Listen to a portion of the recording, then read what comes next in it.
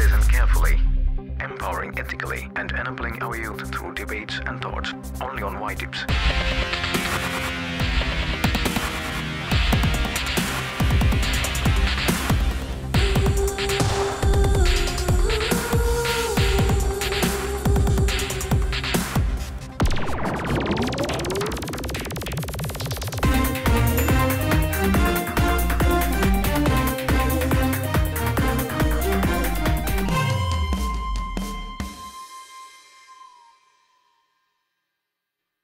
Y-Tips പരിപാടിയിലേക്ക് ഏവർക്കും സ്വാഗതം. നമ്മളുടെ യുവജനങ്ങൾ നേരിടുന്ന വിവിധ പ്രശ്നങ്ങളാണ് ഈ എപ്പിസോഡുകളിലൂടെ നമ്മൾ ചർച്ച ചെയ്തുകൊണ്ടിരിക്കുന്നത്. കഴിഞ്ഞ ആഴ്ചയിൽ നമ്മുടെ മനോഭാവം എപ്രകാരമായിരിക്കണം, നമ്മുടെ മനോഭാവം എങ്ങനെയാണ് ഉണ്ടാകുന്നത്, ഈ മനോഭാവത്തിൻ്റെ രൂപീകരണം എവിടെ നിന്നാണ് തുടങ്ങുന്നത്, ഇതൊക്കെ കാണുവാനൊരു ശ്രമം നമ്മൾ നടത്തി. അതിൽ നിന്ന് നമ്മൾ കണ്ടെത്തിയത് നമ്മുടെ കുടുംബത്തിൽ നിന്നാണ് ഇതിൻ്റെ ആരംഭം. നമ്മുടെ മാതാപിതാക്കൾ നമ്മളെക്കുറിച്ചുള്ള അഭിപ്രായങ്ങൾ രേഖപ്പെടുത്തുന്നത്, നമ്മളോടുള്ള മനോഭാവം, അവരുടെ പേരൻറ്റിങ്, ഇതിൽ നിന്നാണ് നമ്മുടെ ആറ്റിറ്റ്യൂഡ് ഫോം ചെയ്ത് തുടങ്ങുന്നത്. ഈ ആറ്റിറ്റ്യൂഡ് സമൂഹവുമായിട്ടുള്ള ബന്ധത്തിൽ എങ്ങനെയാണ് വളരുന്നത്, എന്നോടുള്ള മനോഭാവം മറ്റുള്ളവരോടുള്ള മനോഭാവത്തിൽ എന്ത് മാറ്റമാണ് ഉണ്ടാക്കുന്നത്, ഈ കാര്യങ്ങളെക്കുറിച്ച് ഇന്ന് നമുക്ക് ചർച്ച ചെയ്യാം.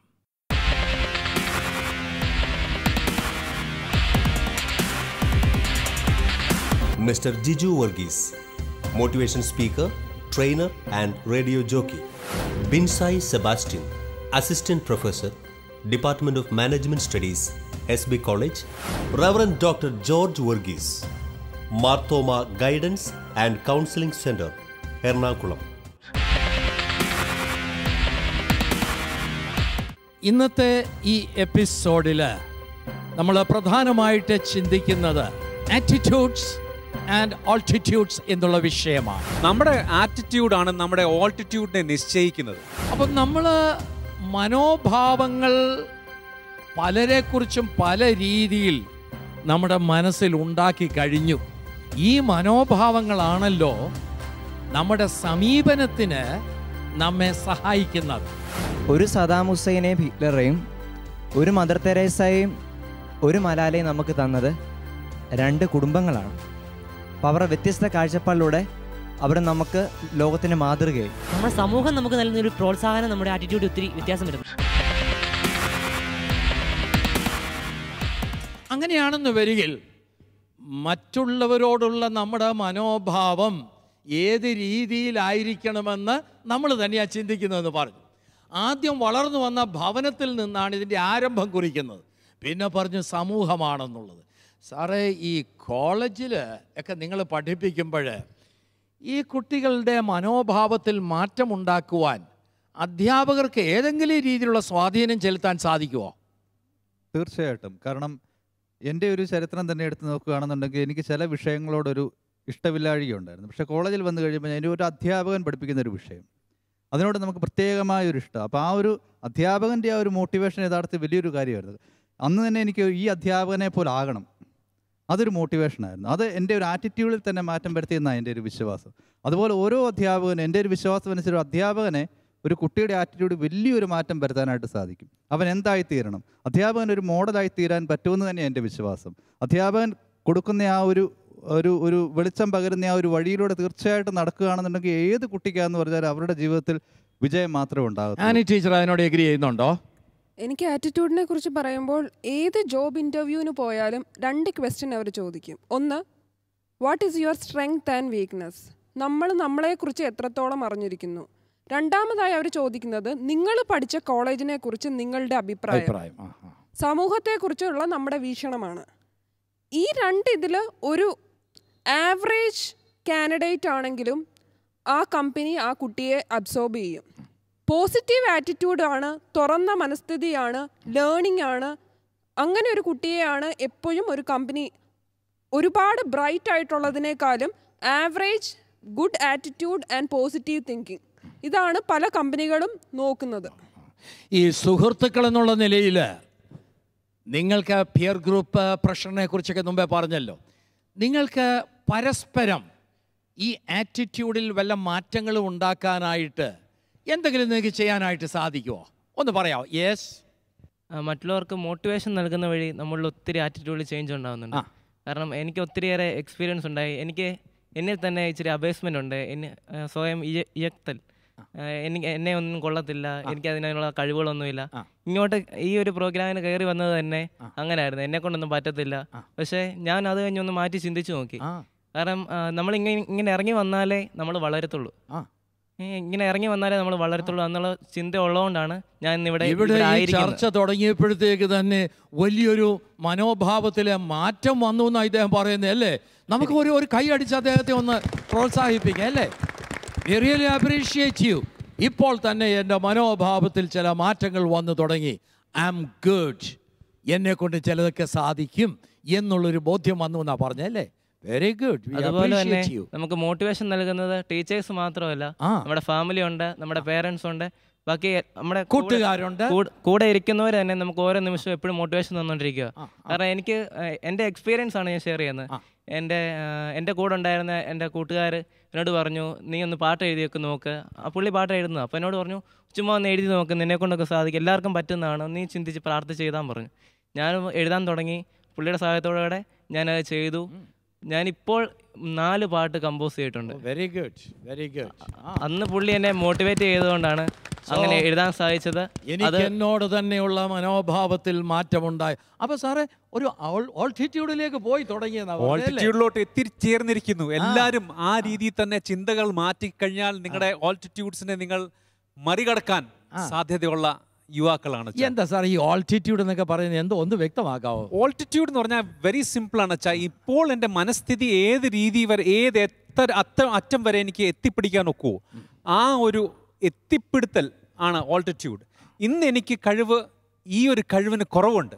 ഈ കഴിവിനെ ഞാൻ ഏത് രീതിയിലാണ് വർദ്ധിപ്പിക്കുന്നത്, ഏതൊക്കെ ചിലപ്പം എൻ്റെ ഉള്ളിൽ ഹാപ്പിനെസ്സിനെ കൊണ്ടുവന്നു കഴിഞ്ഞാൽ എൻ്റെ മുഖത്തിൽ തന്നെ ഒരു മാറ്റം വരാൻ സാധ്യതയുണ്ട്. ഞാൻ ഒരു ചെറിയൊരു എക്സ്പെരിമെൻറ്റ് നടത്തിയിട്ടുണ്ട്. സൂപ്പർ മാർക്കറ്റിലൊക്കെ ഞാൻ ഒരാഴ്ച വളരെയധികം സീരിയസ് ഫേസോട് ഞാൻ പോയിട്ടുണ്ട്. എതിർവശത്തു നിന്ന് വരുന്ന ആൾക്കാർക്കും വളരെ സീരിയസ് ഫേസ് ആയിട്ടാണ് കണ്ടിട്ടുള്ളത്. മറ്റൊരാഴ്ച ഞാൻ വളരെയധികം നല്ലൊരു ചിരി വെച്ച് പോയപ്പോൾ സ്റ്റോർ ബോയ് തുടങ്ങി അവിടുത്തെ മാനേജർ വരെ, വരുന്ന കസ്റ്റമേഴ്സ് വരെ, അറിയാൻ വയ്യാത്ത ആൾക്കാർ വരെ എന്നെ നോക്കി സ്മൈൽ തിരിച്ചു തന്നിട്ടുണ്ട്. So it is your attitude that defines your altitude.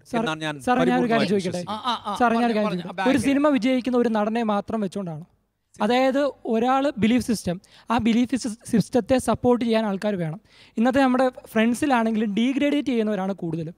അപ്പോൾ ആ ഒരു പ്രശ്നം എന്ന് പറഞ്ഞാൽ ഡീഗ്രേഡേറ്റ് ചെയ്യുന്നത് നമ്മുടെ ബിലീഫ് സിസ്റ്റത്തെ ശക്തമായിട്ട്, നമ്മുടെ പൊട്ടൻഷ്യലിനെ ശക്തമായിട്ട് അഫക്റ്റ് ചെയ്യുന്നുണ്ട്. ഞാനത് അംഗീകരിക്കുന്നു. പക്ഷേ at the same time mother തെരേസയുടെ ജീവിതം നമ്മൾ എടുത്ത് നോക്കിക്കഴിഞ്ഞാൽ തെരുവിൽ കിടക്കുന്ന ആൾക്കാരെ എടുത്ത് പുള്ളിക്കാരി ട്രീറ്റ് ചെയ്തു. At the same time society accept ചെയ്തില്ല. അത് തനിയെ തന്നെ ഒരു ബിലീഫ് സിസ്റ്റം ക്രിയേറ്റ് ചെയ്തു. ദൈവത്തിലാണ് കൂടുതൽ വിശ്വാസം അർപ്പിച്ചത്. പക്ഷേ എല്ലാവർക്കും അങ്ങനെ ചെയ്യാൻ പറ്റില്ല. പക്ഷേ പുള്ളിക്കാരിക്ക് തന്നെ ഒരു ബിലീഫ് സിസ്റ്റം തന്നെ ഉണ്ടായിരുന്നു, that I can bring a change in the society. അതുപോലെ തന്നെ നോക്കിയാൽ കഴിഞ്ഞാൽ നോൺ വയലൻസ് കൊണ്ടുവന്ന ഗാന്ധിജിയാണ്. So you yourself can bring a change within you if you want. കുറച്ചു മുമ്പ് മിസ് ഇവിടെ പറഞ്ഞു, ഇപ്പൊ ക്യാമ്പസ് ഇന്റർവ്യൂവിന് പോകുമ്പോൾ കോളേജിനെ പറ്റി നമ്മൾ പോസിറ്റീവ് പറയുമ്പോൾ നമുക്ക് അവിടെ പ്ലേസ്മെന്റ് അല്ലെങ്കിൽ ഉയർന്നൊരു പൊസിഷൻ കിട്ടുന്നു. നമ്മുടെ ആറ്റിറ്റ്യൂഡിൽ നമുക്ക് ആ കോളേജിനോട് എന്തെങ്കിലും നെഗറ്റീവ് തോന്നിയെങ്കിൽ അതുകൂടെ ചൂണ്ടിക്കാണിക്കുന്നതല്ലേ നമ്മുടെ ആറ്റിറ്റ്യൂഡ്, അതല്ലേ അവിടെ പോസിറ്റീവ്നെസ്. അതിൽ എനിക്കൊരു മറുപടി പറയാനുണ്ട്. കാരണം നമ്മൾ ഏത് ഇൻസ്റ്റിറ്റ്യൂഷനാണെന്ന് പറഞ്ഞാലും നമുക്ക് ഒരു ഗ്രേഡിംഗ് അല്ലെങ്കിൽ സിസ്റ്റം അല്ലെങ്കിൽ മാർക്കിംഗ് എന്ന് പറഞ്ഞാൽ എപ്പോഴും ഒരു കോമൺ പാരാമീറ്ററിലായിരിക്കും. ഞാൻ ഈ പറഞ്ഞ പോലെ തന്നെ ചില സാഹചര്യങ്ങളിൽ ചില സബ്ജക്റ്റ് നമുക്ക് മോശമായിരിക്കാം. അപ്പോൾ ഒരു പക്ഷേ ആ ടീച്ചറിനോടുള്ള ആ ഒരു മോശം അത് കോളേജിലേക്കും തീർച്ചയായിട്ടും നമുക്ക് വരാം. നമ്മൾ എപ്പോഴും ചിന്തിക്കുക, ഇപ്പം നമ്മളൊരു ഇപ്പോൾ ഇദ്ദേഹം പറഞ്ഞ പോലെ തന്നെ നമ്മൾ കോർപ്പറേറ്റിലേക്ക് കയറി ഒരു കമ്പനിയിൽ കയറി നെഗറ്റീവ് എക്സ്പീരിയൻസ് ഉണ്ടാവില്ലേ? തീർച്ചയായിട്ടും ഉണ്ടാകും. നെഗറ്റീവ് എക്സ്പീരിയൻസിൻ്റെ പുറത്ത് നെഗറ്റീവ് എക്സ്പീരിയൻസ് ഉണ്ട്. പക്ഷേ ആ നെഗറ്റീവ് എക്സ്പീരിയൻസിനെ നമ്മുടെ ജീവിതത്തിലേക്ക് എടുത്ത് എങ്ങനെ അത് പോസിറ്റീവ് ആക്കി മാറ്റും, അവിടെയാണ് നിങ്ങളുടെ വിജയം. അപ്പോൾ നമ്മൾ അതിനാണ് പറയുന്നത് ബി പോസിറ്റീവ് എന്ന് പറയുന്നത്. നിങ്ങളുടെ ജീവിതത്തിലെ അനുഭവങ്ങളോ സംഭവങ്ങളോ ഇൻസിഡൻസോ അല്ല പ്രാധാന്യം, എന്നാൽ അതുമായിട്ടുള്ള ബന്ധത്തിൽ നിങ്ങൾ നിങ്ങളെ എങ്ങനെ കാണുന്നു എന്നുള്ളതാണ് പ്രധാനപ്പെട്ടത്. അവിടെയാണ് ബി പോസിറ്റീവ് അപ്രോച്ച് നമുക്കുണ്ടായി. ഇദ്ദേഹം എന്തോ പറയാൻ ശ്രമിക്കാനുള്ള പറഞ്ഞാട്ടെ. നമ്മൾ ആറ്റിറ്റ്യൂഡിനെ കുറിച്ച് സംസാരിച്ചപ്പോൾ നെഗറ്റീവായിട്ടുള്ള കാര്യങ്ങൾ നമ്മൾ പോസിറ്റീവായിട്ട് കൺവേർട്ട് ചെയ്യണമെന്ന് പറഞ്ഞു. പക്ഷേ നമ്മൾ വേറൊരു പെർസ്പെക്റ്റീവ് ചിന്തിക്കുകയാണെങ്കിൽ അവിടെ അക്സെപ്റ്റൻസ് എന്നൊരു ഫാക്ടർ കൂടി ഈ നമ്മുടെ ആറ്റിറ്റ്യൂഡിൽ ഒരുപാട് സ്വാധീനം ചെലുത്തുന്നുണ്ട്. നമ്മൾ കാര്യങ്ങളൊക്കെ എങ്ങനെ അക്സെപ്റ്റ് ചെയ്യുന്നു. ഇപ്പോൾ എൻ്റെ ഒരു ഫ്രണ്ട് അല്ലെങ്കിൽ എൻ്റെ ഒരു നെയ്ബർ ആരാണെങ്കിലും അദ്ദേഹത്തിന് കുറച്ച് നെഗറ്റീവ് ക്യാരക്ടറിസ്റ്റിക്സ് ഉണ്ടെങ്കിൽ how I accept that, how I accept him, അതും കൂടി ഒരു ഫാക്ടറാണ്. അതുപോലെ തന്നെ നമ്മൾ ആൾട്ടിറ്റ്യൂഡൊക്കെ സെറ്റ് ചെയ്യുമ്പം കുറച്ചും കൂടെ റിയാലിറ്റി ബേസ്ഡ് ആയിട്ട് തിങ്ക് ചെയ്യണമെന്നാണ് എൻ്റെ ഒരു പേഴ്സണൽ ആയിട്ടുള്ള ഒപ്പീനിയൻ. കാരണം പോസിറ്റീവ് റിഗാർഡ് എല്ലാം നല്ലതാണ്, നമ്മൾ ഒരാളെ സപ്പോർട്ട് ചെയ്യുന്നതും പ്രൊമോട്ട് ചെയ്യുന്നതും എല്ലാം നല്ലതാണ്.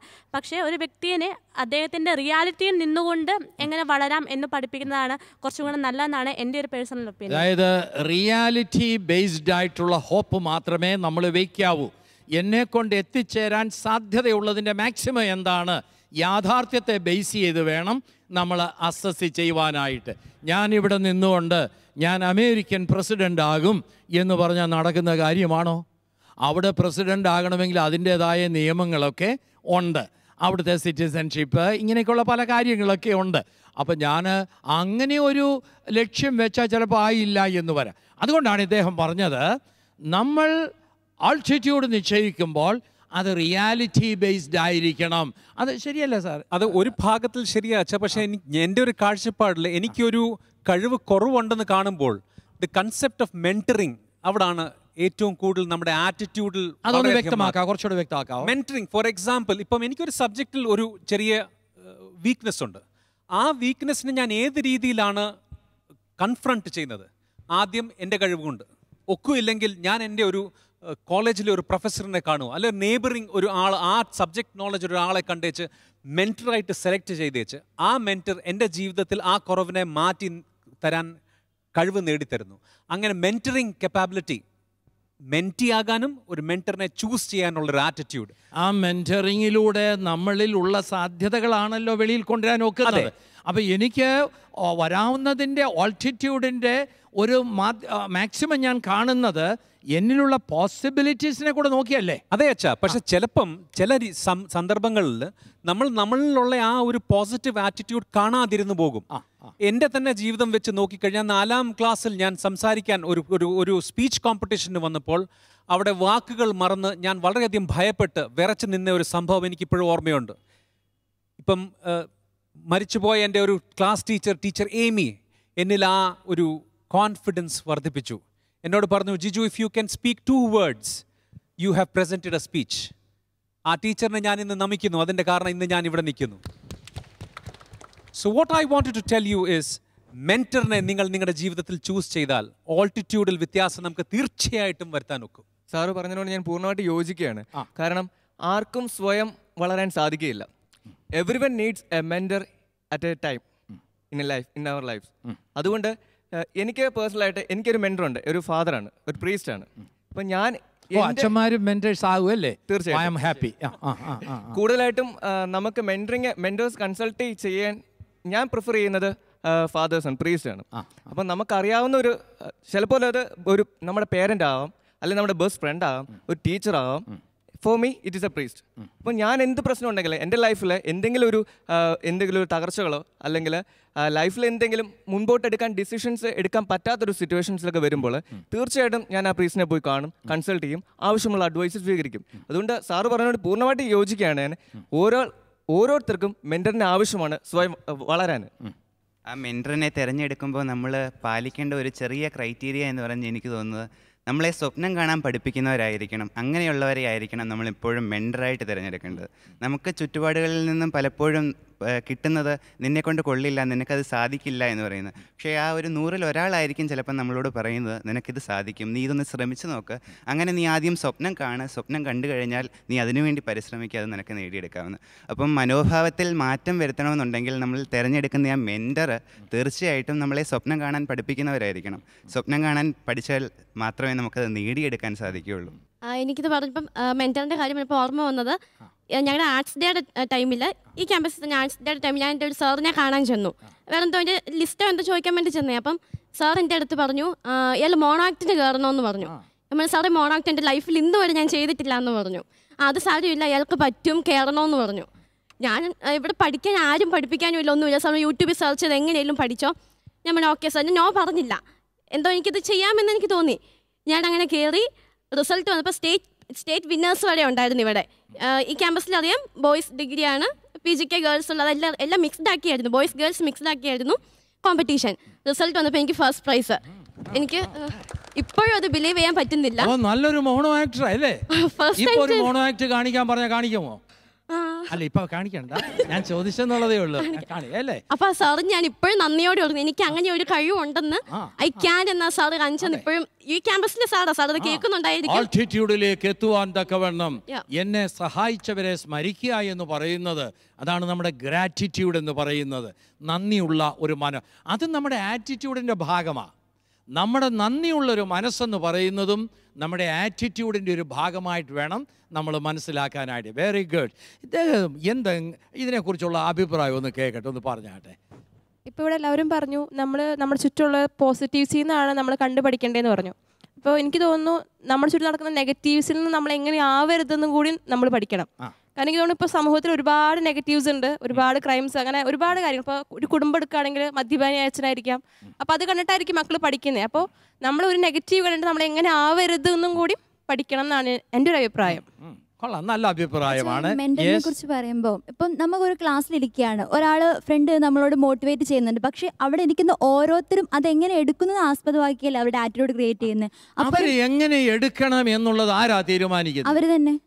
അവർ തന്നെയാണ് തീരുമാനിക്കുന്നത്. അവരവർ തന്നെയാണ് തീരുമാനിക്കുന്നത്. ഞാൻ ഈ പറയുന്നത് നിങ്ങൾ എങ്ങനെ എടുക്കണമെന്ന് എനിക്ക് പറയാൻ നോക്കുമോ? ഇല്ല, അവരവർ തന്നെയാണ് തീരുമാനിക്കുന്നത്. നമുക്കൊരു മെന്റർ ഉണ്ടെങ്കിലും സാഹചര്യം ഉണ്ടെങ്കിലും അത് നമ്മൾ എങ്ങനെ എടുക്കുന്നു എന്നതല്ലേ പ്രധാന കാരണമായിട്ട് വരുന്നത്. അതെ, തീർച്ചയായിട്ടും. അത് നമ്മൾ എങ്ങനെ എടുക്കുന്നു എന്നുള്ളത്, ആ എടുക്കുന്നത് ഏതിന്റെ അടിസ്ഥാനത്തിലാ? നമ്മുടെ ആറ്റിറ്റ്യൂഡിന്റെ അടിസ്ഥാനത്തിലാണ്. അതാണ് അപ്പോൾ ഏറ്റവും പ്രധാനം.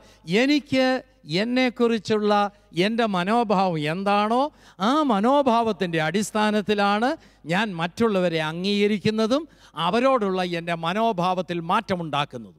ആ മനോഭാവത്തിൽ മാറ്റമുണ്ടാക്കുമ്പോഴാണ് നമ്മൾ പടിയായിട്ട് ഉന്നതിയിലേക്ക് കയറുന്നത്. അവിടെ നമ്മൾ ചിലപ്പോൾ സ്വപ്നങ്ങൾ കാണേണ്ടതായിട്ട് വരും. നമ്മൾ സ്വപ്നങ്ങൾ കാണുന്നത് യാഥാർത്ഥ്യമാക്കി മാറ്റുവാനായിട്ടുള്ള വലിയൊരു കഴിവ് നമ്മുടെ മനസ്സിന് ദൈവം തന്നിട്ടുണ്ട്. നമ്മുടെ മനസ്സിൽ സ്വപ്നം കണ്ടാൽ അതിനനുസരിച്ച് പ്രതികരിപ്പാനുള്ള ഒരു കഴിവ് നമുക്ക് ദൈവം തന്നിട്ടുണ്ട്. അത് ശരീരവും പ്രതികരിക്കും, നമ്മുടെ മനസ്സും പ്രതികരിക്കും. അപ്പോൾ നമ്മൾ ഉന്നതിയിലേക്ക് പോകുവാനുള്ള ഒരു വളർച്ച അവിടെ തുടങ്ങിക്കഴിയും. അപ്പോൾ നമ്മുടെ ആറ്റിറ്റ്യൂഡ് എന്ന് പറയുന്നത് വലിയ പ്രധാനപ്പെട്ട ഒരു സംഗതിയല്ലേ? നമ്മളാക്കുന്നത് നമ്മുടെ ആറ്റിറ്റ്യൂഡല്ലേ? നമ്മുടെ ബന്ധങ്ങളെ ക്രമീകരിക്കുന്നത് നമ്മുടെ ആറ്റിറ്റ്യൂഡാണ്. നമ്മുടെ വളർച്ചയെ നിശ്ചയിക്കുന്നത് നമ്മുടെ ആറ്റിറ്റ്യൂഡാണ് അല്ലേ? അപ്പോൾ അത് തുടങ്ങേണ്ടത് നമ്മളിൽ നിന്നാണ്. എന്തോ പറയാനായിട്ട് ശ്രമിക്കുകയാണല്ലോ. അച്ഛാ, ഇതിനെക്കുറിച്ച് നമ്മൾ കുറച്ചുകൂടെ ഒന്ന് ആലോചിച്ച് നോക്കിയാൽ, ഈ ട്രാൻസാക്ഷണൽ അനാലിസിസിനെ കുറിച്ച് നമ്മൾ പഠിച്ചാൽ, ട്രാൻസാക്ഷണൽ അനാലിസിസിനെ കുറിച്ച് നമ്മൾ ചിന്തിച്ചാൽ, ഈ ഒരു ആറ്റിറ്റ്യൂഡിൽ മാറ്റം വരുത്താൻ വളരെയധികം സാധ്യത ഉണ്ടെന്നാണ് ഞാൻ വിശ്വസിക്കുന്നത്. അച്ഛന് അതിനെ കുറച്ചുകൂടെ വിശദീകരിച്ച് പറയാൻ. ട്രാൻസാക്ഷണൽ അനാലിസിസ് പഠിപ്പിക്കാനല്ല ഇപ്പോൾ പോകുന്നത്. എന്നാൽ അതിൽ പറഞ്ഞിരിക്കുന്ന ലൈഫ് പൊസിഷൻ എന്ന് പറയുന്ന ഒരു ഘടകമുണ്ട്. ആ ലൈഫ് പൊസിഷൻ എന്ന് പറയുന്നത് 4 പൊസിഷനാണ് ലൈഫിനുള്ളത്. ഒന്ന്, I am not good, you are good. മറ്റൊന്ന്, I am good, you are not good. മറ്റൊന്ന്, I am not good, you are also not good. വേറെ ഒന്ന്, I am good, you are good. ഈ ലൈഫ് പൊസിഷൻ നമ്മൾ മനസ്സിലാക്കുകയാണെങ്കിൽ ഇത് 4 നമ്മുടെ ആറ്റിറ്റ്യൂഡിൽ നിന്നുണ്ടാകുന്ന ഒരു ലൈഫ് പൊസിഷനാണ്. I am not good, you are good എന്ന് പറയുമ്പോൾ നിങ്ങളുടെ മുൻപിൽ ഞാൻ ഏതുമില്ല, ഐ ആം ഇൻഫീരിയർ, എന്നെ കൊള്ളത്തില്ല, ഞാൻ പോരാ എന്നുള്ള ചിന്ത. ഞാൻ പോരാ എന്നുള്ള ചിന്ത എനിക്കുണ്ടാകുന്ന ഉടനെ അവിടെ എൻ്റെ വളർച്ചയെ അവിടെ ഇല്ലാതാക്കുകയാണ് ചെയ്യുന്നത്. ഇവിടെ ഒരു കമ്പാരിസനാണ് നടത്തുന്നത്. You are good but I am not good എന്നുള്ളത്. ആ ഒരു ആറ്റിറ്റ്യൂഡ് നമ്മുടെ വളർച്ചയ്ക്ക് നമ്മെ അധികം സഹായിക്കത്തില്ല. മറ്റൊരു ആറ്റിറ്റ്യൂഡുണ്ട്, I am good, you are not good എന്ന് പറയുന്ന ഉടനെ അതിൻ്റെ ശരിക്കുള്ള അർത്ഥം എന്നാണെന്നറിയാവോ? I am not good, you are also not good എന്നാ അതിൻ്റെ ശരിക്കുള്ള അർത്ഥം. അതായത് I am good, you are not good എന്ന് പറയുന്ന ഉടനെ നിന്നേക്കാൾ മെച്ചമാ ഞാൻ, നിന്നേക്കാൾ മെച്ചമാ ഞാനെന്ന് വരികിൽ എന്നിൽ എന്തെങ്കിലും കറക്ഷൻ ആർക്കെങ്കിലും വരുത്താൻ ഒക്കുമോ? ഒക്കത്തില്ല. അങ്ങനെയുള്ളവർ ഒരിക്കലും ശരിയാകത്തില്ല. അവരൊരിക്കലും മാറ്റത്തെ സ്വീകരിക്കുന്നവരല്ല. അപ്പോൾ അവരുടെ ആ മനോഭാവവും ശരിയായിട്ടുള്ളൊരു മനോഭാവമല്ല. മൂന്നാമത്തേത് I am not good, you are not good എന്ന് പറഞ്ഞാൽ എന്നെയും കൊള്ളത്തില്ല, നിന്നെയും കൊള്ളത്തില്ല. എനിക്ക് എന്നെ അംഗീകരിക്കാൻ ബുദ്ധിമുട്ടാണ്, എനിക്ക് നിന്നെ അംഗീകരിക്കുന്നതിനും ബുദ്ധിമുട്ടാണ്. ഈ ഒരു ലൈഫ് പൊസിഷനിലുള്ളവരാണ് പറയുന്നത് ലോകമേ നല്ലതല്ല, ഇത് ശരിയാകാൻ പോകുന്നില്ല, ഒന്നും ശരിയാകത്തില്ല. ഇങ്ങനെയുള്ള ഈ ലൈഫ് പൊസിഷൻ ഉള്ളവരാണ് കൂടുതലും ആത്മഹത്യ ചെയ്യുന്നത്. കാരണം ഒന്നും ശരിയല്ല. അവർ ഡിപ്രസീവ് പേഷ്യൻ്റായിട്ട് മാറും, നിരാശയുള്ളവരായിട്ട് മാറും. അപ്പോൾ അവരുടെ മനോഭാവം എന്നെയും കൊള്ളത്തില്ല, നിന്നെയും കൊള്ളത്തില്ല, എനിക്ക് എന്നെ അംഗീകരിക്കാൻ ഒക്കത്തില്ല, നിന്നെ ഞാൻ അംഗീകരിക്കുന്നില്ല. അവരൊരിക്കലും നന്നാകത്തില്ല. കാരണം അവർ ഡിപ്രസീവ് പേഷ്യൻ്റായി മാറാനുള്ള സാധ്യതയുണ്ട്. നാലാമത്തെ ലൈഫ് പൊസിഷൻ എന്ന് പറയുന്നത് I am good, you are good എന്ന് പറഞ്ഞാൽ എനിക്ക് എന്നെ അംഗീകരിക്കുന്നതിന് ബുദ്ധിമുട്ടില്ല, ഞാൻ എന്നെ അംഗീകരിക്കുന്നു. ഞാൻ എന്നെ അംഗീകരിക്കുകയാണെങ്കിൽ എനിക്ക് നിന്നെ അംഗീകരിക്കുന്നതിന് ഒരു ബുദ്ധിമുട്ടില്ല. ഞാൻ നിന്നെ അംഗീകരിക്കുന്നു എന്ന് പറഞ്ഞാൽ നീ അങ്ങ് നല്ലവനായെന്ന് അർത്ഥമൊന്നുമില്ല. നീ നല്ലവനാണെങ്കിലും നീ മോശമാണെന്ന് വരികിലും നിന്നെ അംഗീകരിക്കാൻ എനിക്കൊരു ബുദ്ധിമുട്ടുമില്ല. ഈ ആറ്റിറ്റ്യൂഡാണ് ഹെൽത്തി ആയിട്ടുള്ള ആറ്റിറ്റ്യൂഡ് എന്ന് പറയുന്നത്. ഈ മനോഭാവമാണ് ആരോഗ്യമുള്ള മനോഭാവം എന്ന് പറയുന്നത്. ഞാൻ എന്നെ അംഗീകരിക്കുന്നു. എന്തുകൊണ്ടാണ് ഞാൻ എന്നെ അംഗീകരിക്കുന്നത്? ഞാൻ വിലയുള്ളവനാ. കാരണം എന്നാ? എന്നെ വിലയുള്ളവനായിട്ടാണ് ദൈവം സൃഷ്ടിച്ചിരിക്കുന്നത്. ദൈവത്തിൻ്റെ സാദൃശ്യമാണ് ഞാൻ. I am a unique individual. അങ്ങനെയാണെങ്കിൽ എനിക്ക് എന്നെ അംഗീകരിക്കുന്ന ഒരു വിഷമവും ഇല്ല. ഞാൻ എന്നെ അംഗീകരിക്കുകയാണെങ്കിൽ എനിക്ക് നിന്നെ അംഗീകരിപ്പാനും ഒരു വിഷമവും ഇല്ല. അതുകൊണ്ടാണല്ലോ കർത്താവ് പറഞ്ഞിരിക്കുന്നത്, നിന്നെ പോലെ നിൻ്റെ അയൽക്കാരനെ സ്നേഹിക്കുക. നീ നിന്നെ സ്നേഹിച്ചെങ്കിലേ അയൽക്കാരനെ സ്നേഹിക്കാനായിട്ട് ഒക്കത്തുള്ളൂ. അതിൻ്റെ അർത്ഥം അയൽക്കാരനെല്ലാം നല്ലവനായി തീരുമെന്നുള്ള അർത്ഥമൊന്നുമല്ല. അവൻ നല്ലവനല്ലെങ്കിലും നിനക്ക് അവനെ സ്നേഹിപ്പാനായിട്ട് സാധിക്കും. ഇതാണ് നമ്മുടെ ആറ്റിറ്റ്യൂഡിലുള്ള വ്യത്യാസം കൊണ്ട് നമ്മളിലുണ്ടാകുന്ന മാറ്റം എന്ന് പറയുന്നത്. ഈ മാറ്റം ഉണ്ടായി കഴിയുമ്പോഴാണ് അടിവെച്ച് നമ്മളങ്ങോട്ട് വളരുന്നത്, ഹൈ ആൾട്ടിറ്റ്യൂഡിൽ നമുക്ക് എത്തിച്ചേരുവാനായിട്ട് സാധിക്കുന്നത്. അങ്ങനെയുള്ള ഒരു വലിയ വളർച്ചയിലേക്ക് നമ്മെ നയിപ്പാൻ തക്കവണ്ണം ദൈവം നമ്മെ ശക്തീകരിക്കട്ടെ. അതിൻ്റെ ആവശ്യമായിരിക്കുന്ന മനോഭാവത്തിലുള്ള മാറ്റങ്ങൾ നമ്മിൽ ഉണ്ടാകുവാൻ തക്കവണ്ണം നമുക്ക് പ്രാർത്ഥിക്കാം, നമ്മെ സമർപ്പിക്കാം. ദൈവം നിങ്ങളെല്ലാവരെയും അനുഗ്രഹിക്കട്ടെ.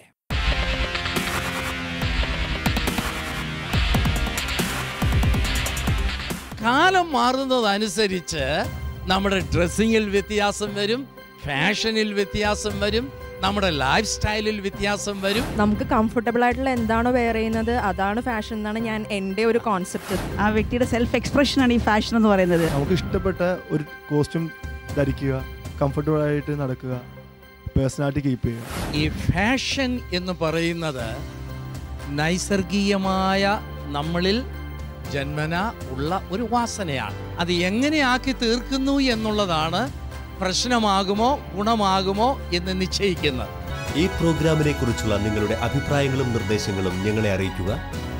The producer, white tips, Shalom television, Peruvannamuzhi PO, Kozhikode, Kerala, India. Pin 673528. Email shalomwhitetips@gmail.com.